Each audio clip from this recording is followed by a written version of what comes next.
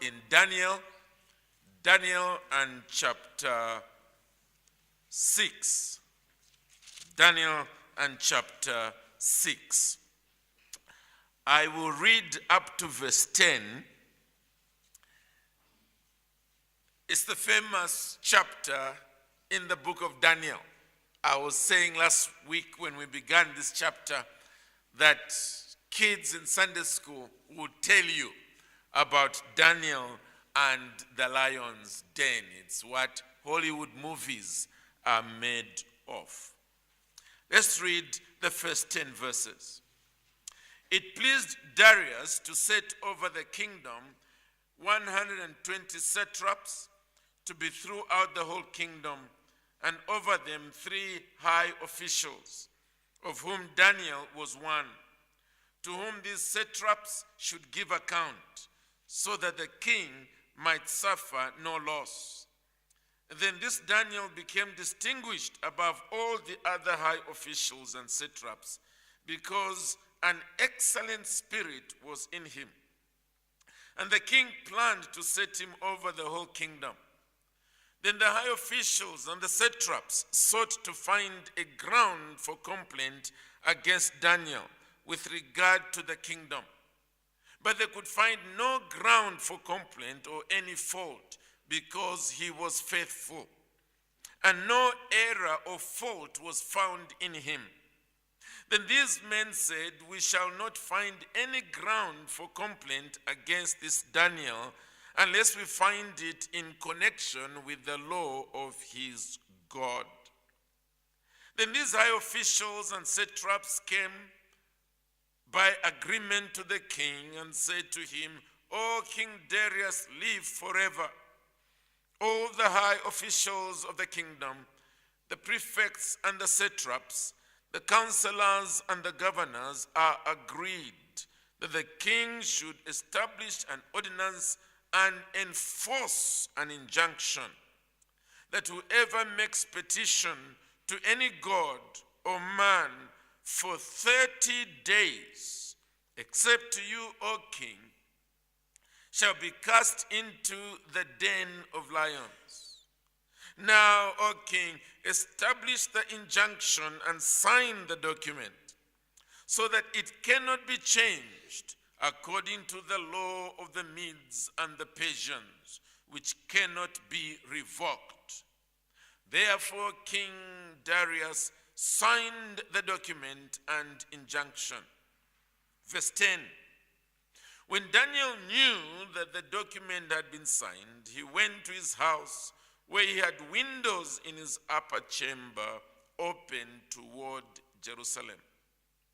He got down on his knees 3 times a day and prayed and gave thanks before his God, as he had done previously. I'll end the reading there. It's right in the middle of the paragraph, but it will soon be apparent why I have done so. Again, we are in the book of Daniel, and we are specifically having an emphasis that befits the younger generation. I said to you last week that as we enter into chapter 6, Daniel is not quite a young person anymore. I mentioned the fact that he is probably around the age of 80 by now, as one considers Nebuchadnezzar all the way to Darius historically. He has saved through the days of Nebuchadnezzar. He has saved through the days of Belshazzar, and now he is saving through the days of Darius. If you went back to chapter 1, at the very end, you will notice that chapter 1 verse 21 reads, "And Daniel was there until the first year of King Cyrus." So he even goes beyond Darius onto Cyrus. He saved quite a number of kings. What we saw in the last session were the first 4 verses of this chapter. And we pinned our lessons in those first 4 verses together under the theme of how God ensures that we are promoted in a godly way. There are other ways in which we can make progress in life, and it is by corruption, it is by favoritism, it is through so many other ways. But that is not God glorifying. And ultimately, that's why we live on earth. We are here to bring glory to Him. There is a judgment day that is coming where we must render account to this same God. And so it is vital that our hunger for progress is fulfilled and satisfied in a godly way. And so we saw from Daniel's example, from verse 1 to verse 4, that was essentially through excellence and faithfulness that Daniel was making his way up the ladder, if we can use a modern term, up the corporate ladder, right through the various stages of the governments under various kings. Until now, he was among the top 3. And as we've already also saw this here last time, he was about to be made number 1 by the king himself. And that's what worried his friends. What we'll be looking at today is the way in which they decided, or at least they connived, to bring him down. The thing I want to emphasize is that although we are looking at Daniel in his 80th year, these were principles of his working life from his younger years. And that's the application that we must all have.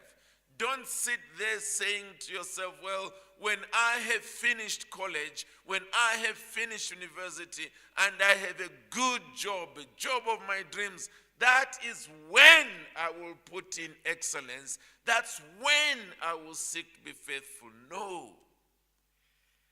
You're already a Christian. So start now. Start where you are.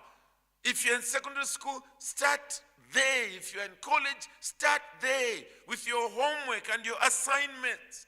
Ensure that you have faithfulness, you have excellence in the way you are doing your work. Let it be that when your lecturers get your assignments, as a whole class, they want to begin with reading yours, because they know that there's going to be a standard there, a standard worth speaking about, that you put in your all your effort, that you burn the midnight candle. And it's not enough that you've answered the question. You try to think of how you can put in what I keep calling the wow factor, so that your lecturers, your teachers can see that he is someone who seeks excellence. Start now. Now today we move on to see how, despite such work ethics, Daniel is still in trouble. Daniel is still in mortal danger. And when I say mortal danger, his working colleagues don't simply want to see him fired. They are saying to the king, whoever does this shall be cast into the den of lions. Can you imagine? People that you eat with and work with, individuals you call your colleagues, you sit around the tables to plan things together. They actually want you dead. That's what happened to Daniel here. An excellent worker, a faithful worker, and yet his colleagues want him dead. It is the same with us.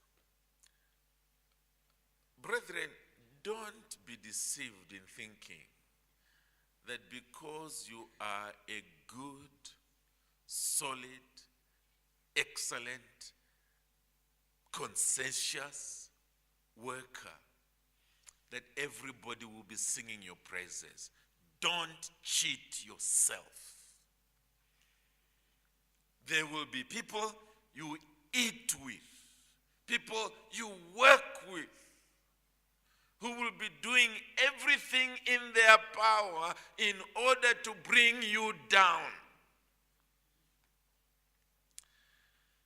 And one possible way will be to pit your boss against your God, so that your allegiance for your employer is pitted against your allegiance for your God or to your God. And that's exactly what happened here with Daniel. Let's look at this and learn something from this account. First of all, if you are truly godly in the way you carry yourself at work, truly godly, the only way to get at you is by men finding fault with your godliness, with your religion. That's the avenue that will be used if you are truly godly. Because if you are truly godly, you are excellent in whatever you are doing. You are faithful in what you are doing. You work as if your boss's face is right over your table, seeing everything you are doing. And consequently, they're going to know that the only way is to find error in your religious beliefs. And that's what happened to Daniel here in verse 5. Listen to this. Then these men said, "We shall not find any ground for complaint against this Daniel unless we find it in connection with the law of his God." Now, believe it or not, these individuals did not know that they have just made two very high commendations concerning Daniel. The first is that to find fault with him through something to do with his work is to start a journey into mere frustration. We will find nothing there. Wow. Now, if it's your friends saying it, you may say, well, look, what do you expect? They're already biased. So surely they will be speaking so well of me anyway. But when it's your enemy speaking like that, saying, look, forget it. Forget it. If you're going to try and find something wrong with him in his timekeeping or in his meeting deadlines or in his pilfering company time or company money or finding him laughing, forget it. Forget it. You search in vain. You grow old still searching. You won't find anything wrong there. Now, I want to suggest to you that that's the way it should be with all of us who are truly believers. Men and women we're working with should be able to say, forget it. If you go searching the normal areas in the workplace where so many of us are always making shortcuts, forget it with respect to him or her. That's the way it should be with us. That as they are conniving like that, they don't know that they are really putting kudos on us, that we are excellent in the way we work. But secondly, it was when they said, you know, there's one way in which we can do it. It is if we find it in connection with the law of his God. Now let me explain why this is another high commendation. They are not saying that if we can study Judaism, we are going to find where he is failing. That's not what they're saying. Because so what? Why should Darius be interested in you coming to tell him that this guy is not really committed to Jehovah? Darius will be saying, so what's that got to do with me? Go and talk to the Sanhedrin about it, not with me. But rather what they were saying was this, that if we can find something in Judaism that contradicts the laws of the Medes and the Persians, if we can find something there that is a contradiction where these two go separate ways, we've got him. But listen to this. What they're really saying is this: we know him. What he's going to do is he's going to prefer to follow Judaism. We know him. He is so faithful, so committed to his religion that when these two clash, you don't even have to doubt Daniel is going to follow the ways of his God, and we've got him. Wow. I wish that would be said of all of us. That at any point where rules and laws that are enacted by mere human beings contradict the rules and laws that God has made, you can be sure that these people who call themselves Christians in the 21st century in Lusaka, Zambia, will go the way of their God. I wish that would be said of us.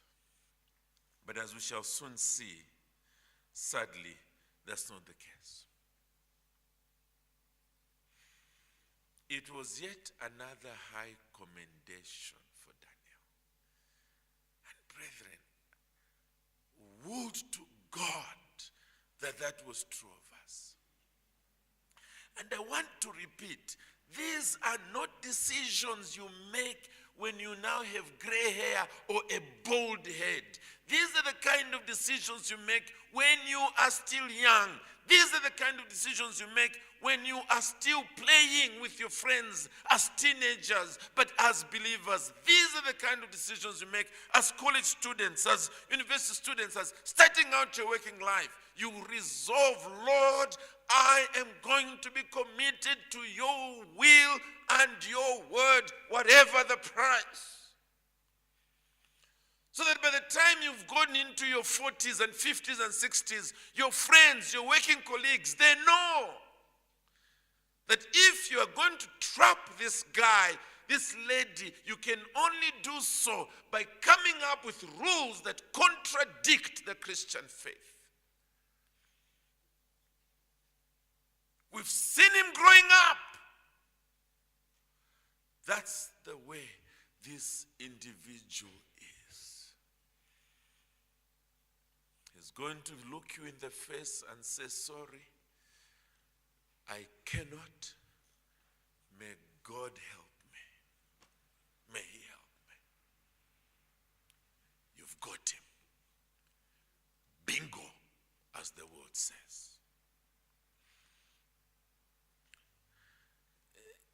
Is that talking about us? are those the kind of deep-seated convictions we have developed as young people? Let's go on, because we go on to see how this is tested, and we go on to see how Daniel finally comes out.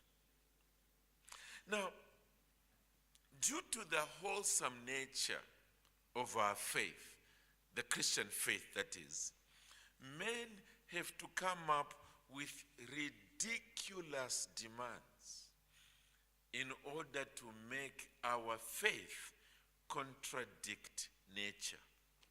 They have to.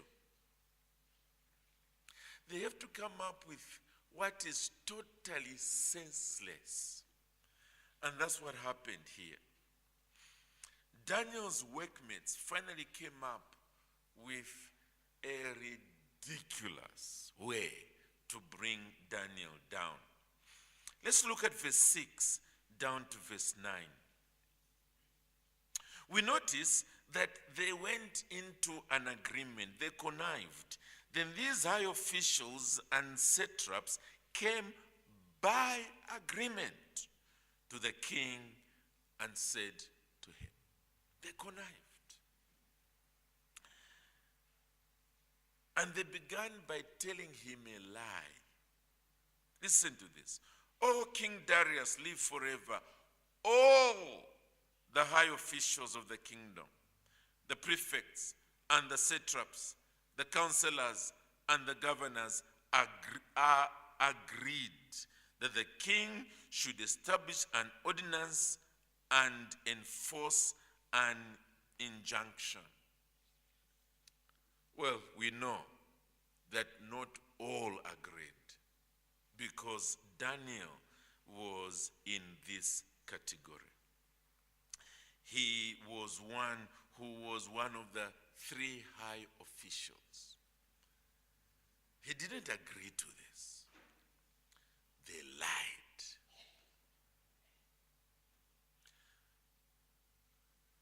And isn't that what we find in the world in which we are? Deliberate liars. They come up with such lies, you can't believe it. They produce minutes and even put your name there. They know you were not in such a meeting, but they put your name there. Just so that you can get into trouble. That's how terrible the world in which we are is.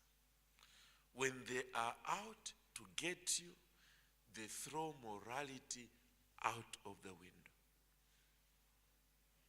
They can even say, he said it in our presence. Ask him, and him, and him. And those other people even say, yes, yes, he said it. Me? I was in a meeting with you? Yes, you were there. Ule kana shani.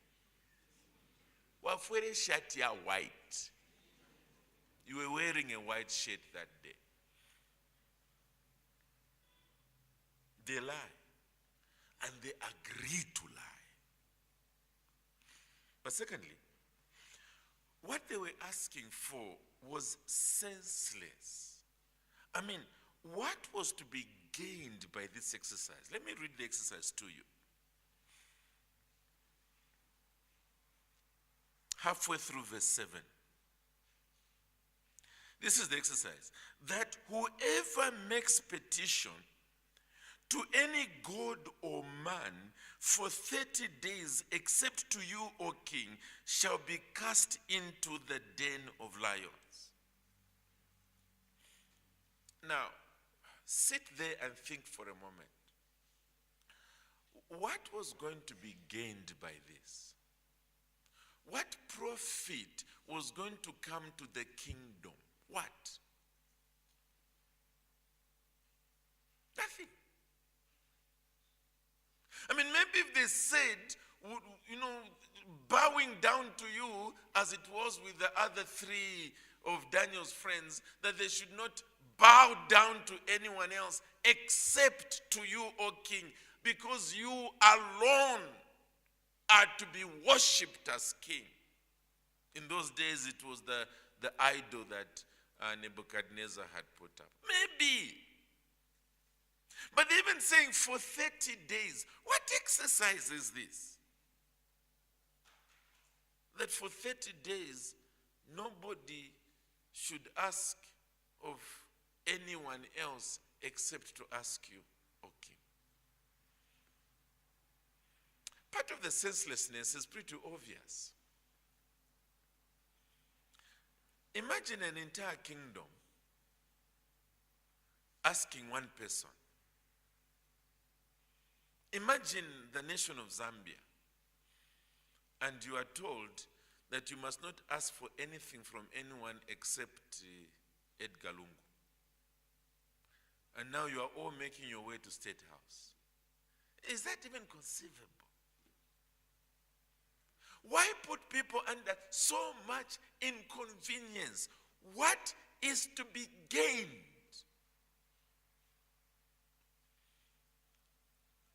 But that's what they did. And for what it's worth, King Darius thought, look, I'm very busy. These high officials probably thought through this matter very well. I mean, all of them, this is what they think. Bring, I'll sign. Later on, he regrets. We'll come to that later. But for now, he's assuming, well, they're intelligent people. They've come up with this. It must be intelligent. Let me sign it. And he signs. Perhaps the only reason why he did it is because of himself being a sinner. Just the thought that all these senior officials are now saying anybody wants anything should come to me. Yeah. It shows I'm indispensable. Let me sign. Pride may have caused him to do so. But friends, that's the way our world operates. It comes up with senseless rules and laws to turn us into lawbreakers. I'm thinking here of one obvious example that we all read about, I'm sure, and it was of that couple in the US that was running a bakery. And they were Christians. So two men walk in and they say, prepare a wedding cake for the two of us. He is going to be my husband. And this Christian couple say, look, sorry. It would go against our conscience to do that. Aha! Gotcha! Straight to the law courts. Sue them. Because when they answered us like that, we went through emotional turmoil.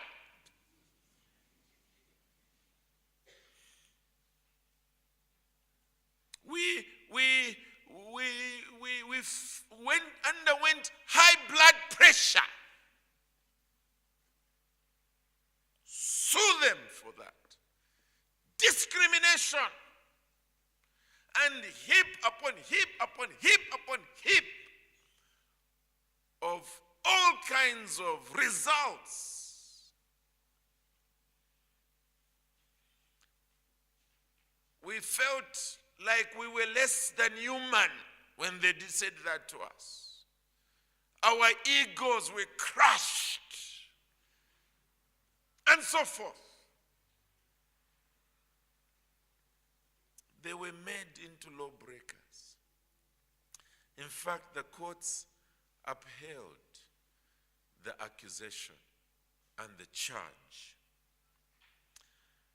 And can't quite recall whether they were made to pay or their business was closed down or they were locked up, but I remember that the case was upheld against them. And a number of pastors in the US have had to hand in their marriage licenses, saying we can't. All because these guys now began to go straight to those same church pastors whom they knew were believers and saying, we've come, you're going to marry us. A woman referring to another woman and saying, she's going to be my wife. To turn them into lawbreakers. Knowing very well that those who are genuine believers won't budge. They won't. And so they are put on collision course with authorities. And that's how persecution comes to believers. It's not that you change. No, you don't change. You remain the same. But because you are now the same, you become a lawbreaker. And that's what was going to happen to Daniel, and we'll come to that in a moment. Friends, that's the world we are in. People find something in your Christianity that they know they can change some things here. And when they change them, you are either going to be a hypocrite, you're going to compromise, or if you stand by your guts, you pay for it. I want to repeat that these are issues you need to come to terms with while you are still young. That this world is not a friend of the grace of God. That this world is not a playing field. It's a minefield. Come to terms with that reality. Yes, our friends in other parts of the world pay for it dearly because the main religion that is there is not Christianity. But I want to assure you that even where the main religion is Christianity, especially in the workplace, that's where rules change. Your immediate boss knows that the way this guy is working, I know what's going to happen. Before long, he's going to be promoted. We are going to be equals in another department. Before long, he's going to be my boss. A guy who works like this, I know. And the only way to make sure he doesn't get anywhere is while he is under me, I'm going to change a few things. Begin making certain demands of him that will go against his Christian faith. And knowing him, it will frustrate him. He will quit. Bingo. Let's go on. In such situations, true godliness, the godliness that has stood the test of time, the godliness that is in the heart, the godliness from the time one is young and is schooled in the ways of God, and it is now warp and woof of a person's being. That godliness says sacrificially, we will obey God rather than men. Notice I said sacrificially. Sacrificially. Let's read verse 10. And that's the reason why I brought it in. When Daniel knew that the document had been signed, he went to his house, where he had windows in his upper chamber open toward Jerusalem.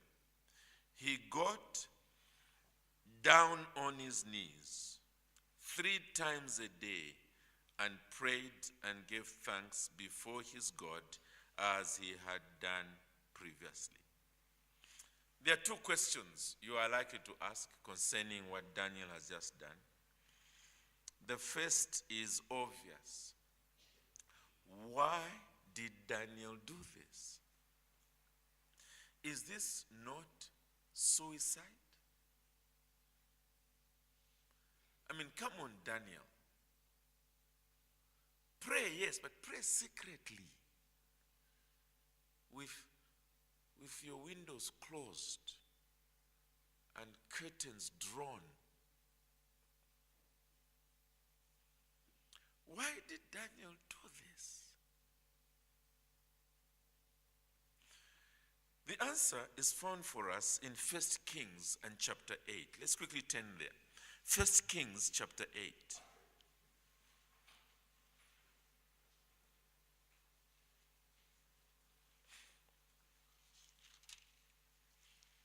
It is at the end of the building of the temple. The building of the temple by Solomon. It was a splendid building, and then when it was all finished, Solomon stood before the Lord in verse 22 and began to pray. Okay? Solomon was praying. He has fulfilled what God had asked him to do, to build this magnificent edifice, and is now turning back to God and seeking a covenant situation with God. We won't read the whole prayer, which begins from verse 23, but I want us to still read a fairly significant section. And I want you to notice there why Daniel was praying with this wide open window. Well, it may not have been a very big window, but certainly up, top deck, opened the window and is praying facing Jerusalem. Verse 35. This is Solomon praying. When heaven is shut up and there's no rain because they have sinned against you, in other words, you're punishing them, if they pray, listen, toward this place and acknowledge your name and turn from their sin when you afflict them, then hear in heaven and forgive the sin of your servants, your people Israel, when you teach them the good way in which they should walk. Verse 38. Whatever prayer, whatever plea is made by any man or by all your people Israel, each knowing the affliction of his own heart and stretching out his hands towards this house. There it is again, towards this house. Then hear in heaven your dwelling place and forgive and act and render to each whose heart you know according to all his ways. Let's jump all this. I'll go to verse 44. Verse 44. If your people go out to battle against their enemy, by whatever way you should send them, and they pray to the Lord, here it is again, toward the city that you have chosen, and the house that I've built for your name, then hear in heaven their prayer and their plea and maintain their cause. Now I'm interested particularly from verse 46. If they sin against you, for there's no one who does not sin, and you are angry with them, and give them to an enemy, so that they are carried away captive to the land of their enemy, far off or near. Yet if they turn their heart in the land to which they have been carried captive, and repent and plead with you in the land of their captors, saying, we have sinned and have acted perversely and wickedly. Listen to this. If they repent with all their mind and with all their heart in the land of their enemy who carried them captive, and pray to you toward their land, which you gave to their fathers, the city that you have chosen, and the house that I have built for your name. Then hear in heaven your dwelling place, their prayer and their plea, and maintain their cause, and forgive your people who've sinned against you, and all their transgressions that they have committed against you, and grant them compassion in the sight of those who carried them captive, that they may have compassion on them. You don't need to be a genius, therefore, to know what Daniel was doing and what he had been doing for so many years. Remember, he's now 80 years. And the Bible tells us here that what he was doing is what he had always been doing. Daniel believed the Bible. Daniel believed the word of God. And consequently, having been carried into captivity,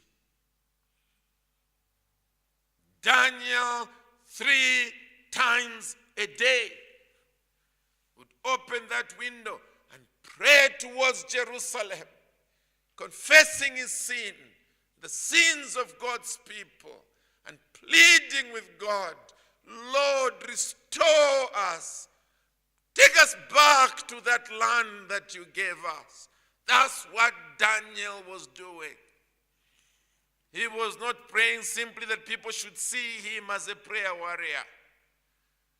He was, as it were, claiming the promises of God.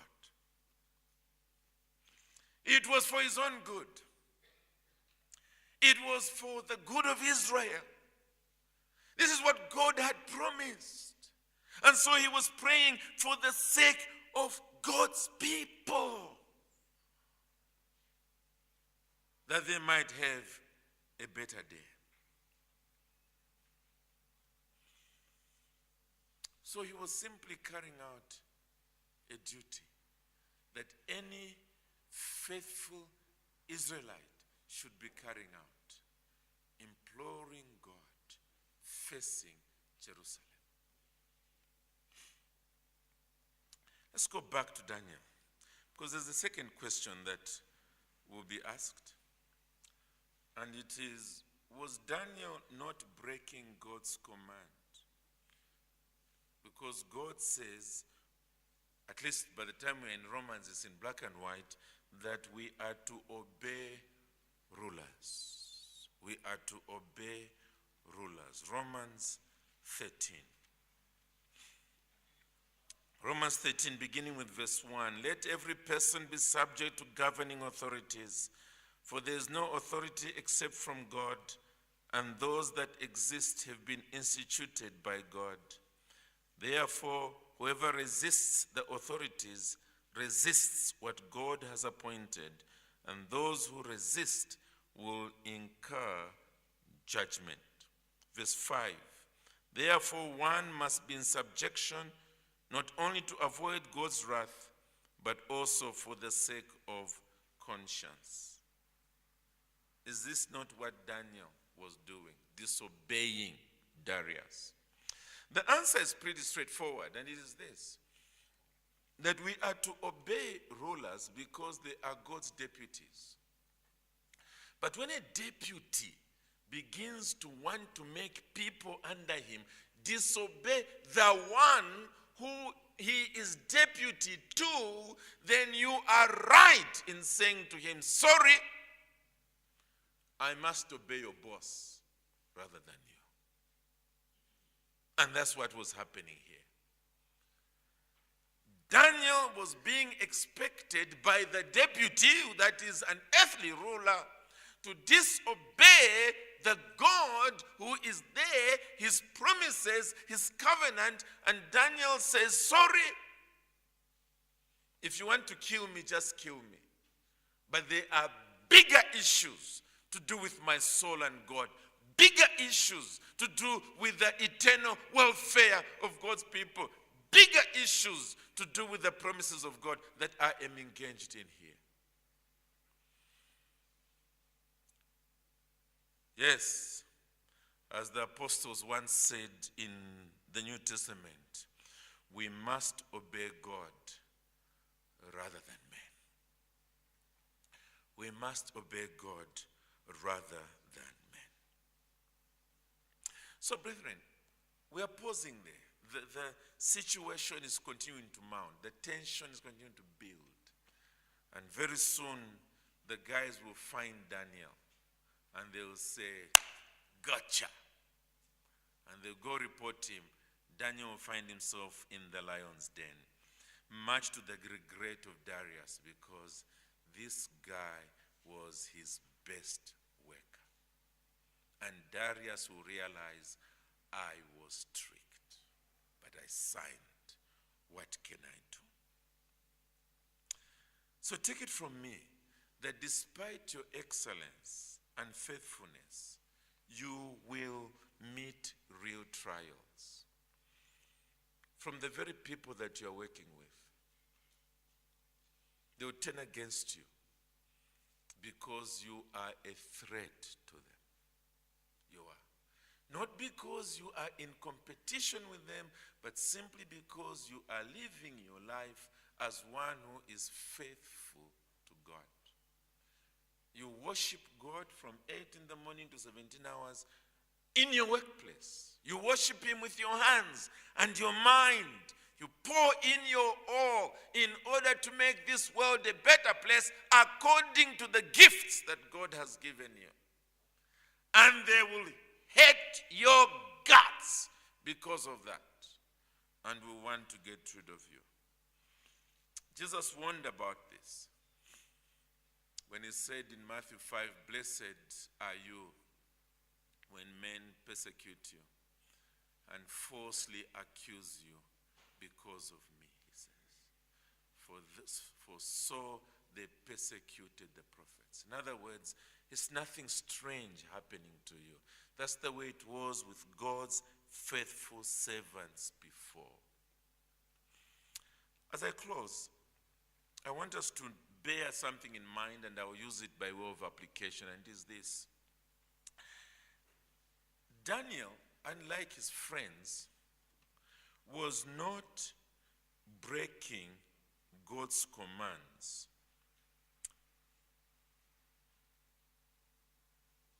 Was not under pressure to break God's command. His friends were. His friends were being told to bow to an idol or else be killed. They were being forced to sin, and they refused. Daniel is not being asked to sin. Rather, he's being asked to omit a positive duty. That's what's happening. He's under pressure to stop his religious duty. What's the closest we can find to ourselves today? It's the Lord's Day. If you can think of another, please do. But an obvious one I can think about is the Lord's Day.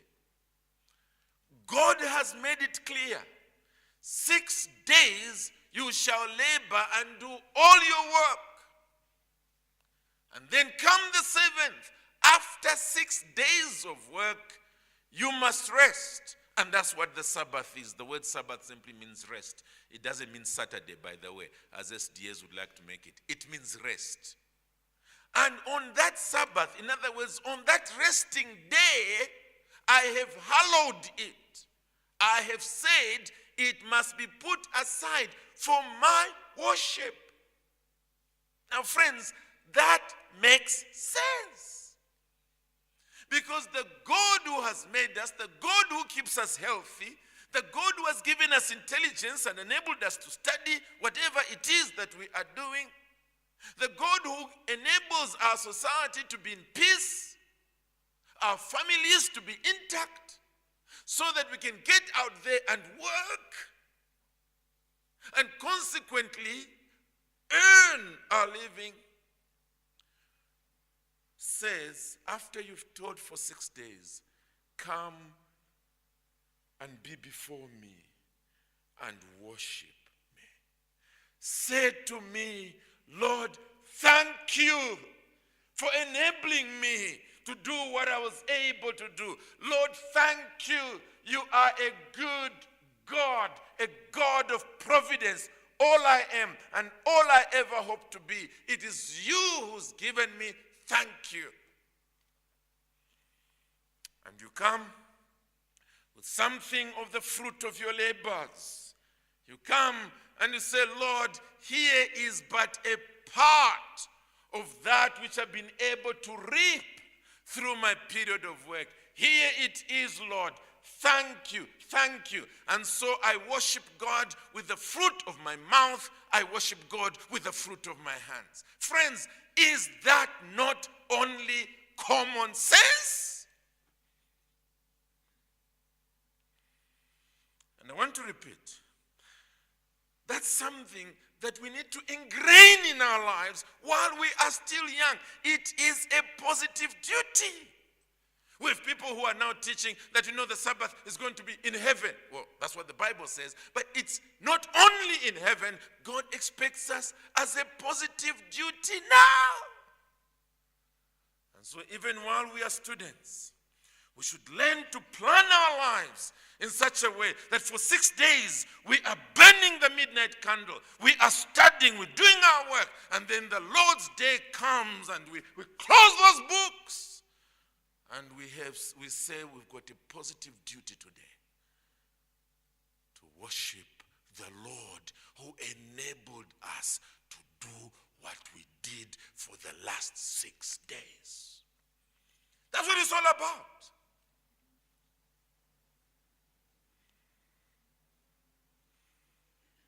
And when we get into the working world, exactly the same. Exactly the same. We put in everything. We say to our bosses, give me the work, give me the work. I will do everything possible. I will pour my all in it. You will not be disadvantaged. And come the Lord's day, I want to go and thank Him who enables me to be the kind of worker you enable me to be. Rather, you appreciate from me. That's what God expects. He's given it to us, and it's in His promise. A very quick passage is, there are many, but here's one, and that is Isaiah 58. Isaiah 58 and verse 13. If you turn back your foot from the Sabbath, from doing your pleasure on my holy day, and call the Sabbath a delight, and the holy day of the Lord honorable. If you honor it, not going your own ways, or seeking your own pleasure, or talking idly, then you shall take delight in the Lord. And I will make you ride on the heights of the earth. I will feed you with the heritage of Jacob your father, for the mouth of the Lord has spoken. It's the Lord's own promise to us. He gave it to Israel, and it's given to us. It's part of the 10 Commandments. He's saying, if you do this and deliberately, jealously guard the day of worship, I'll bless you. I'll bless you. A positive duty. A positive duty. Sadly, very few young believers seem to take this seriously. Very few. That there is such a thing as a positive duty in our religion. That we pour our all into our work for 6 days and we take a break. We not only rest, but the Lord says, I have hallowed it. Gather together in the assembly and worship me, thank me, praise me, acknowledge who I am, and bring in something of the fruit of your labors. No. While we're still students, as soon as there's an assignment, the Lord's day, out through the window. We're still, if there's something on TV, UEFA Cup, the Lord's day, out of the window. Anything. Now, do you honestly think that you have entered into midlife and you are going on, that you are going to be an individual who's going to be faithful in the worship of God? You're cheating yourself. No, I didn't warn Mr. Botta, but I'll use him as an example. You probably think that, this man here has nothing to do over weekends. That's why he's always at church. You probably think so. And a number of very busy, prominent church members who over weekends, when you come here, they are worshiping. You don't realize the painstaking effort they make to make sure that whichever part of the city they are in, whichever part of the country they're in, by Friday, Saturday, they jet in so that they are in that place of worship together with the people of God. This man was out in Western Province this week, just jetted in. Or drove in, whatever it is, in time to be with the people of God. Organize the worship of the people of God. Make sure that the prayer meeting is in place. The 2 worship leaders, morning and evening, they are in place. Make sure the hymns are all chosen. Make sure this section is well handled. And yet, as you and I know, is opening shops faster than we can manage to plant churches. No wonder we want to plant 3 very soon to catch up.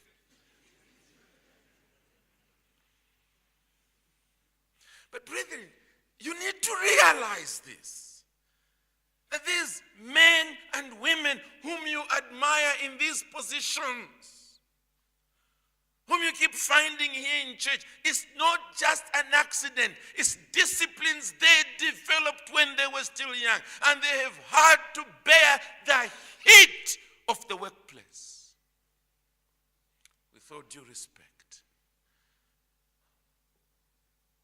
they have said, as long as it depends on me, as long as it is not some illegitimate, senseless reason, I'm going to be there. It's a positive duty.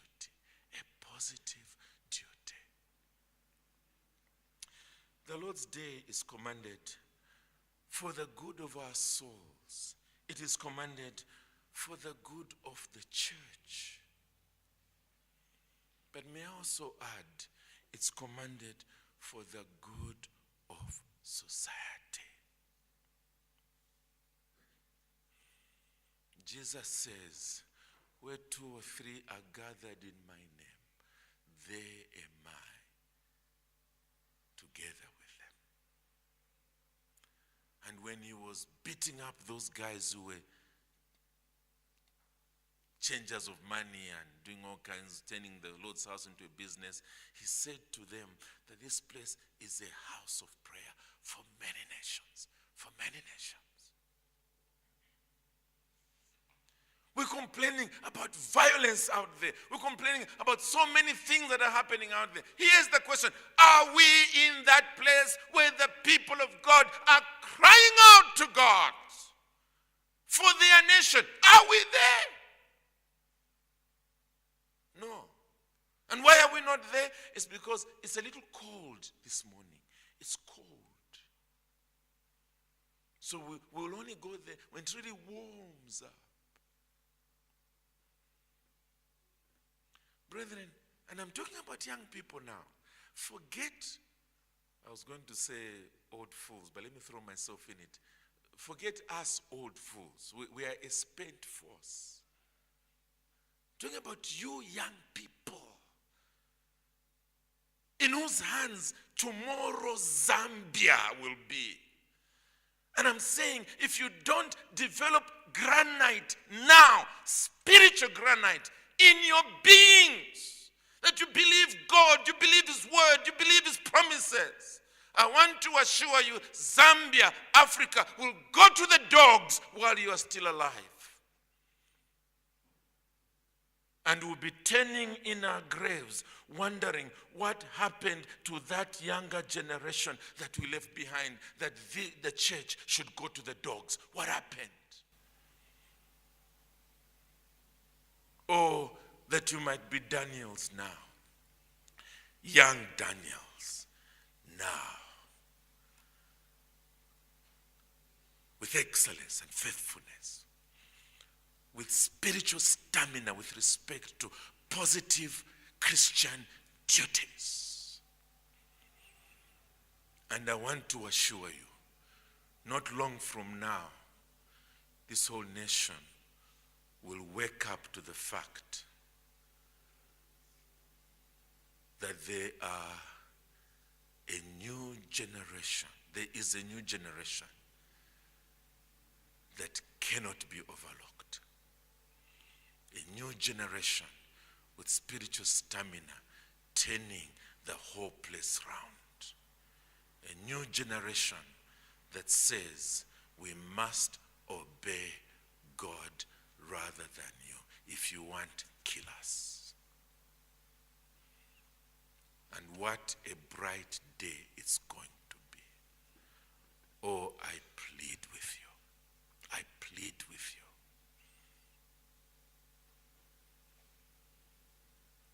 Be Daniels now.